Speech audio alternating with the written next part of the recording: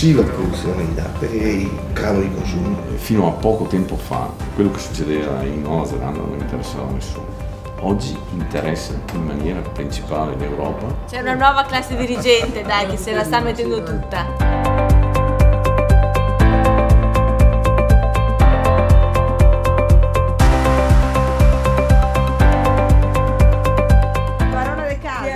In visita sì, bisogna cercare comunque di tutelare i nostri prodotti, di stare a fianco a voi, no? Perché sì, è questo che noi facciamo. Perché ho detto che aboliremo i vitalizi, allora mi guardano e mi dicono: ma come ce la fa? Sì, le chiedo di semplificare la burocrazia, quindi veramente mi faccio portavoce.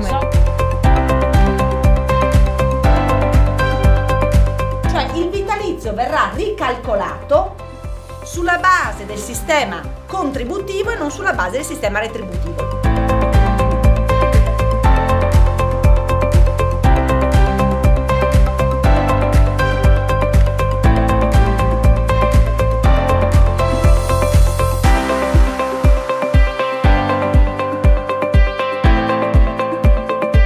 Priorità, adesso te li spiego. Come ti chiami? Silvia. Noi taglieremo del 10% l'indennità base, taglieremo dell'80% l'indennità di funzione, taglieremo i rimborsi. Ma perché io l'ho scritto? Non è che me lo sono inventato, me l'avete detto voi. Mi avete chiesto voi di inserire questa tra le priorità del mio mandato elettorale. Ciao, forza!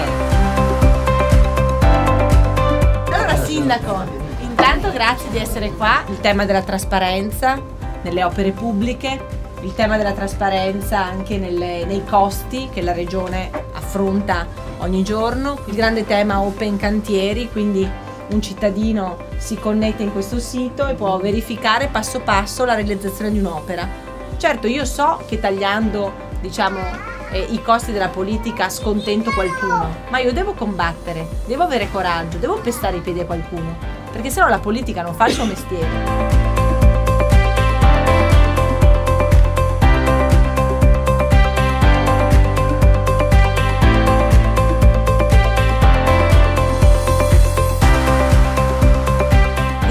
Che io vi dica quello che penso realmente è che oggi la specialità non dovrebbe esistere, cioè la specialità nasce nel dopoguerra per delle ragioni storiche, così come nascevano, no, le indennità o i vitalizi dei parlamentari, ma oggi non esistono più quelle condizioni, per cui mi viene da dire o tutti o nessuno.